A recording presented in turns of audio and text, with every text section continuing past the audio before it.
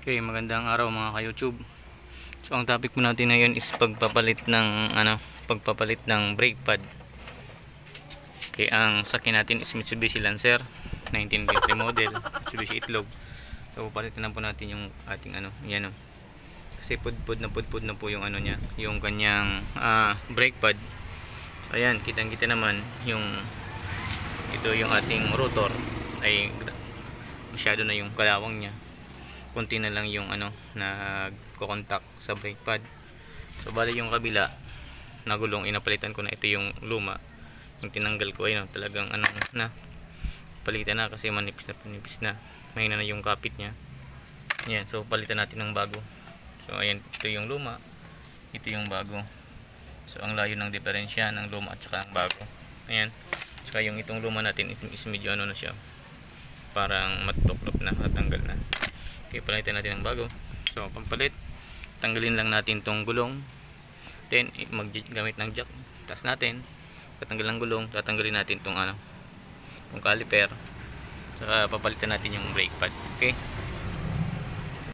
Okay, so ayan, so natanggalan natin yung yung gulong. So bali ang tatanggalin nating tornilyo sa caliper is dalawa.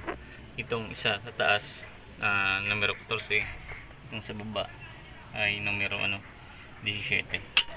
Okay. Okay, so ito na yung ating dalawang bolt ng caliper, yung numero 14 at saka ng numero 17.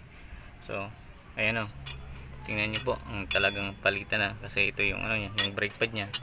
Ayan, nanikit na. Hindi na siya matanggal.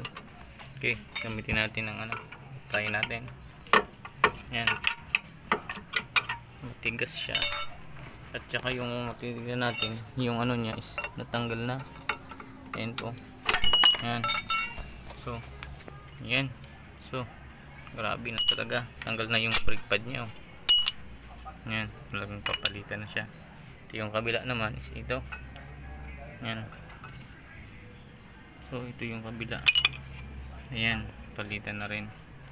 Okay. Okay, ayan na po. Napalitan na po natin ng brake pad, yung ating Mitsubishi Lancer.